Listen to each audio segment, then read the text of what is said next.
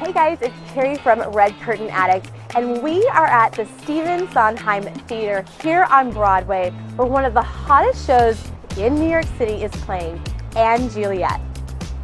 This jukebox musical reimagines the tragic love story of Romeo and Juliet with a modern twist. What if Juliet didn't die? That should almost be the start of the play. Giving Juliet a chance to explore different possibilities for her own life. I'm so excited to be back here in New York City and on Broadway to see this show. But before I do, I'm going to meet up with Philippe, who plays Francois in the show. And fun fact, this is his Broadway debut. What's wrong with being confident? I want to find out why this is a must-see and a little bit more about his role. Let's go see him. Oh my gosh, Philippe, it's so good to see you. You as well. Thank you for having me. Here we are at this beautiful theater. What, and congratulations on your debut on Broadway. You. I have to ask, when you found out that you had this role, what was your reaction? I cried. I called my dad immediately, who's been wanting this for me for so long. And he cried too, and then I called the rest of my family, and I made a TikTok of like all my friends like freaking out about it. Yeah, it was a lifetime goal that I've been trying to achieve, and to be here every day, 8 shows a week is just honestly a blessing. And what a fun role. So for those that haven't seen the show yet, can you tell us more about your role in Juliet? Yeah, Francois Dubois is a sensitive, caring man, and he's like always living in the shadow of his father. And his biggest struggle in the show is coming to terms with accepting himself. And I think he really wants his father and the world that he surrounds himself in to accept him as well.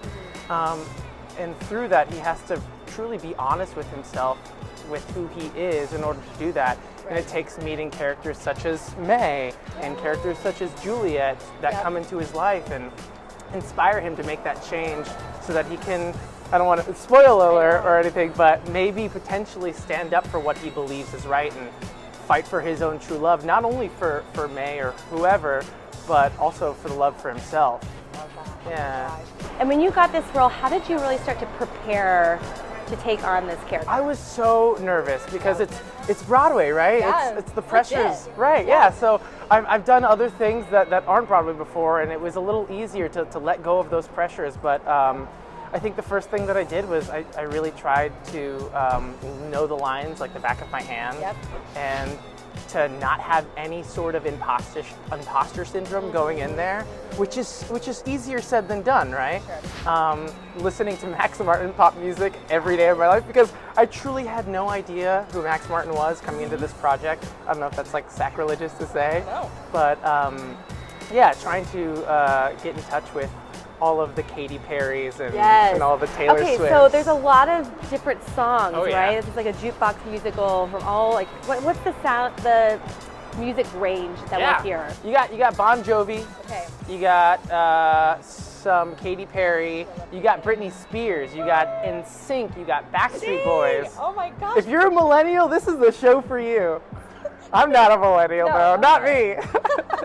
How many songs are in this performance? I couldn't tell you, but like specifically, but yeah, a ton. And not only are there a ton of songs, but one song can consist of 2 or 3 songs. There's a smorgasbord of medleys, and the orchestrations are to die for. Oh, I bet. So there's a lot of musicals out there. We've both seen a lot of musicals in our time being here on Broadway. So how is this different from other musicals, what would you say? What makes this really stand apart from the others? I think it's a really great, I don't know if this is weird to say, but because I haven't seen the show, but it's my favorite jukebox musical show that I've ever seen. And I don't even want to call it a jukebox musical, because without the music, the book stands on its own. Yeah, it does. It stands on its own. It's so witty. David West Reed has also the creator of Schitt's Creek has created such a wonderful, joyous book, and the music only lends to that book. It really just supports it, and it's such a joy to hear the audience response every night when they hear the cleverness of Max Martin and David West Reed together. Two really influential creators in our time. Okay, so I have to know, I'm going to see it tonight. Yay! And for all of those watching too that haven't seen it yet, what's something that we should look out for that maybe not isn't so obvious that's unique to like your role or a certain scene that we can like, deepen the Broadway? Yeah. I don't know. I would say that this isn't necessarily subtle at all. It's really the main crux of the show. Yep. But everyone in the show transforms, and they transform in a way that's specific to them, but it's all based in love. And, reading the script every day and trying to track everyone's specific journey and how love shifts them from ground zero to level 10 in terms of how they treat people and how they love themselves and how they grow throughout the show.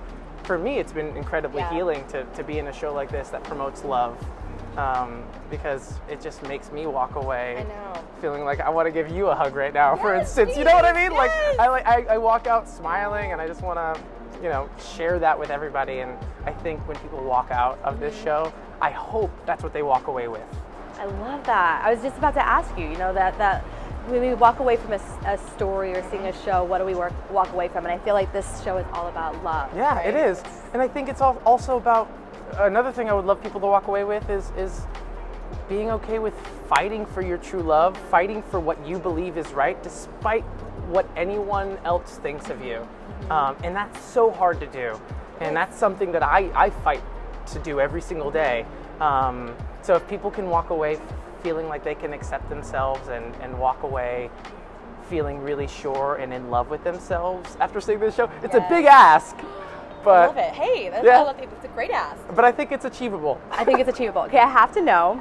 Tell me some funny backstage Shenanigans? shenanigans. Okay. What's something fun that's happened? Not too funny, but I think it's kind of cute What? that sometimes, Ben Jackson Walker, who plays Romeo, is my dressing room roommate, and he just loves puzzles. It's so wholesome. It's not funny at all. I love looking to my right. I'm Is he doing puzzles backstage? Oh yeah, because he doesn't Physical puzzles or just fitting the pieces? Yeah. Oh my God. Fitting the pieces, and we frame them. I don't help him at all. You frame them? No. So you glue? Does he glue them? He glues them. He glues them together. I gotta meet this guy. He's Sounds like I could be really good friends Ben with him. Jackson Walker. Follow him on Instagram. Give him a follow. God, He's the I best. love it. But yeah, we frame our puzzles together, and then, or his puzzles, because he really does all the work. I just look and cheer him on, and then we hope that our dressing room is going to be filled with a ton of puzzles. Yeah. Okay, so what is one of your favorite songs to sing in this that we sing along with you? I just told this story yesterday, as a matter of fact. My favorite song to sing in the show is "As Long as You Love Me" because it.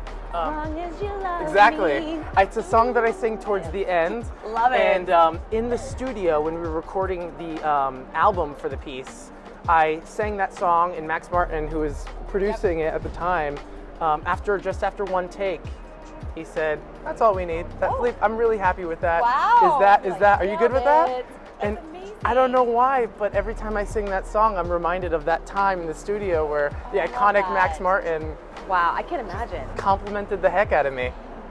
So, ego boost.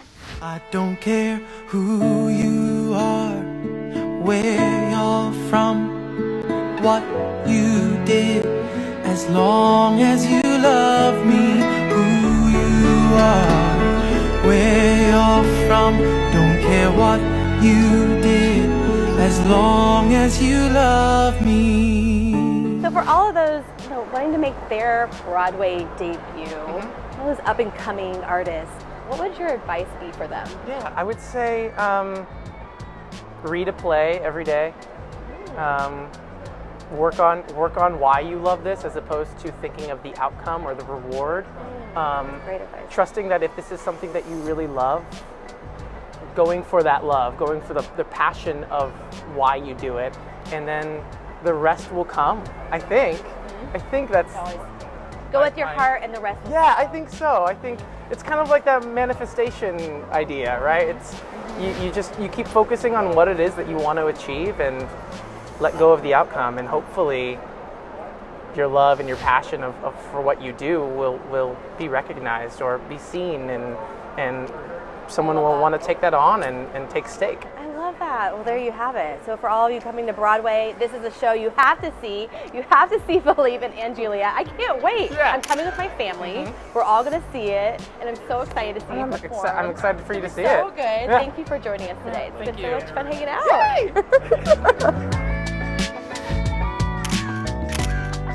So there you have it. This is a must-see show, and I hope that you make it to Broadway to see it. Stick around to see some of my favorite highlights of seeing the production of & Juliet. And for more recommendations of what to see on Broadway and behind the curtain interviews, head to redcurtainaddict.com. Until next time.